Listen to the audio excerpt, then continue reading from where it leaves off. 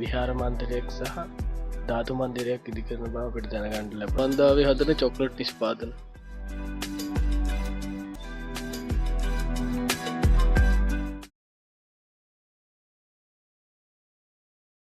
මම අද යන්නේ උමන්දාවේ ඇත්ත නැත්ත බලන්න. එහෙනම් අපි ගිහිල්ලා බලමු. මුලින්ම මම මීරිගමින් හයිවේ එකට දාලා කුරුණෑගලින් එක්සිට් වෙලා ඊට පස්සේ මල්සිරිපුර නගරයට ඇවිල්ලා එතන ඉඳලා තව කිලෝමීටර් 9ක් වගේ ඇතුළට ආවට පස්සේ උමන්දාව බෞද්ධ විශ්වවිද්‍යාලයට එන්න පුළුවන්.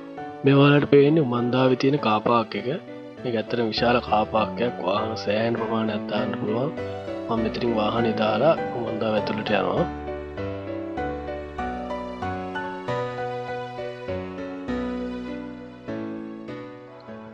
මේ තමයි මේන් එන්ට්‍රන්ස් එක.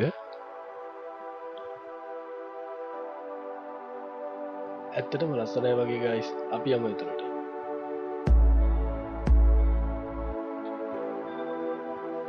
අමුතුම නිස්කලංක බවක් දැනෙනවා ගයිස්.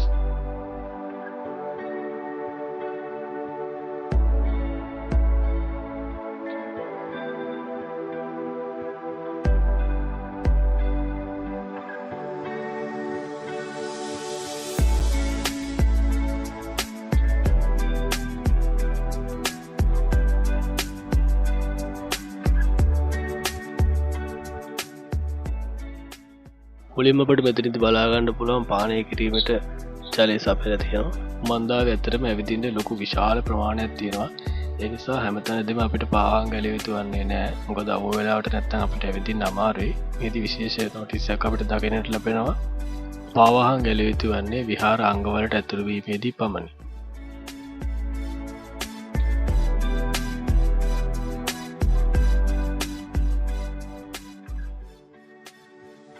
මෙතනින් අපිට උමන්දාවේ බෝධිසත්ව වහන්සේ බලා ගන්නට පුළුවන්.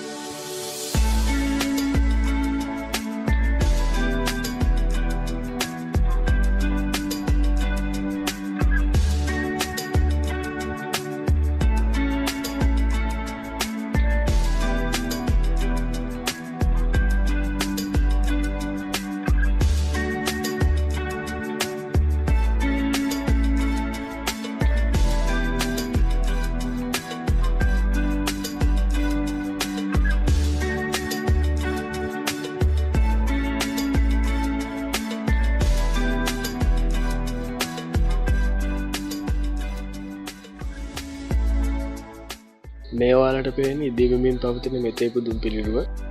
ඊට පස්සේ මේ තියෙන චෛත්‍යය. මේ චෛත්‍යය ඇතුළට යන්නත් පුළුවන්.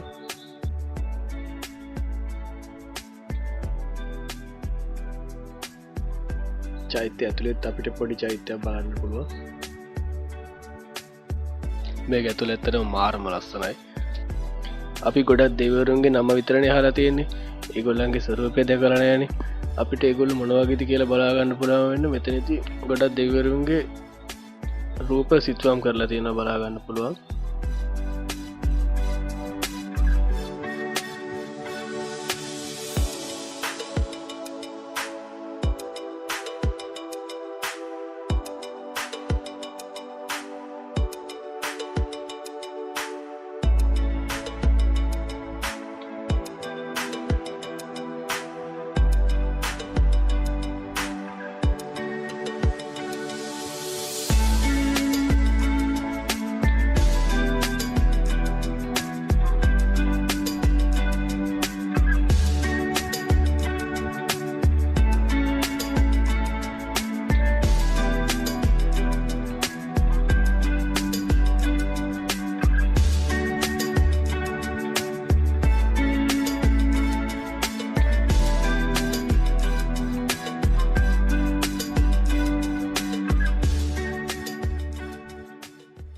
බලන්නකො මේ පිළිරුවේ විශාලත්වය. මෙහි දිග අඩි 132ක්. මේ පිළිරුව ඇතුළතින් විහාර මන්දිරයක් සහ ධාතු මන්දිරයක් ඉදි කරන බව අපිට දැනගන්න ලැබුණා.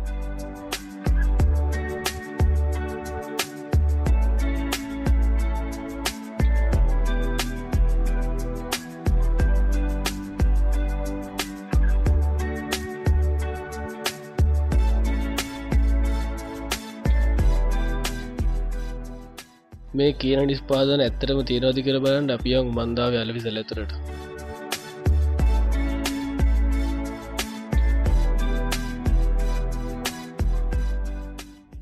මුලින්ම මම මෙතන තියෙන hair oil වර්ග ටික වෙන්නන්න. නික, කොහොඹ, ගොටුකල, කරපිංචා ඒ වගේ ගොඩක් hair oil වර්ග මෙතන තියෙනවා. අපිට ඒවා මෙතනදී මිලදී ගන්නට පුළුවන්.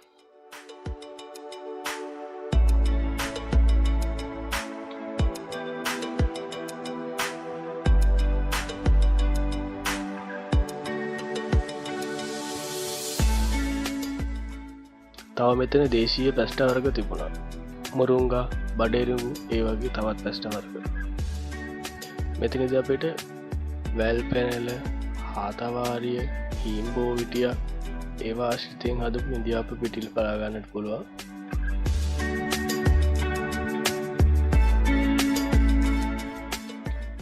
උමන්දාවේ වීඩියෝස් වල කියන විදිහට මෙතරම් කොස්මොඩ්ස් අපිට මෙතනදී බලා ගන්න පුළුවන්.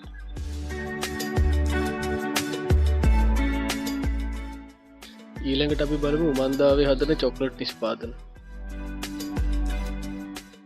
කුරුඳු චොක්ලට්,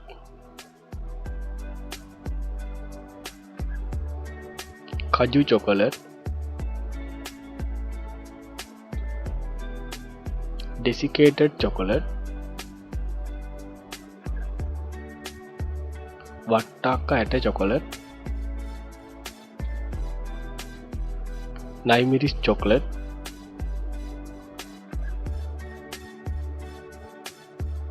දෙහි චොකලට්. මේ වගේ රස ඉතින් කාලම තමයි බලන්නේ. මෙතන නියම එළඟි තෙල් එකක් තිබුණා. ඇත්තට මේක මාරම හොඳයි. ඊට අමතරව පොල් වලින් හදපු පොල් බටර්, පොල් වලින් හදපු පොල් ඇමෝනයිස්, මුහුදු කුකුල බැදුම, බලකරවල බැදුම, පොල් සෝසුත් බලා ගන්න පුළුවන් වුණා guys. මේ තියෙන උමන්දාවේ සල්පිල. යමු බලන්න ඒක ඇතුළට. මම මෙතනට එනකොට ටිකක් හවස් වෙලා තිබිච්ච හින්දා වෙන්න ඕන. කැම ජාති නම් ගොඩක් තිබුණ නැහැ.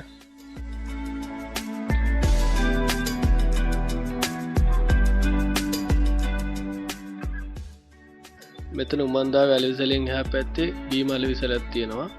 එතනටත් මම ගියා. එතන අපිට විශේෂයෙන් දකින්න හම්බුණා ඔක්කොලින් විස ගන්න මැෂින් එකක්. ඒගොල්ලෝ අපිට පේන්නම ඔක්කොලින් විස අරගෙන දෙනවා. අපිට මෙතනින් අරගෙන පානය කරන්නත් පුළුවන් ඒවා.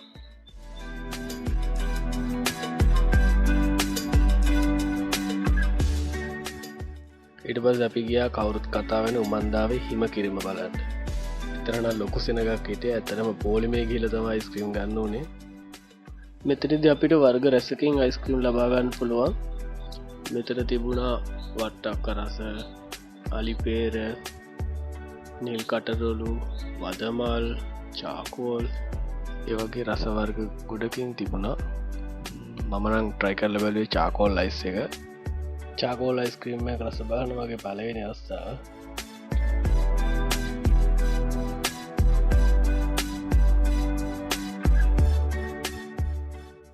මේ තියෙන චාකෝල් අයිස් එක. මේ තියෙන අලිපේර පොප්සිකල් එක. මේ වීඩියෝ එක දිග වැඩි වෙන නිසා මම මේ වීඩියෝ එක මෙතනින් ඉවර කරනවා. නැවත තවත් මේකේ දෙවෙනි කොටස විදියට වීඩියෝ එක මම කරන්නම්. මේ වීඩියෝ එකට ලයික් එකක් දාලා channel එකත් subscribe කරගන්න. ඊට අමතරව ඔයාලගේ අදහස් මොනවා හරි තියෙන ඒවා පහලින් කමෙන්ට් කරන්න. එහෙනම් අපි නැවත තවත් වීඩියෝ එකකින් හමු වෙමු.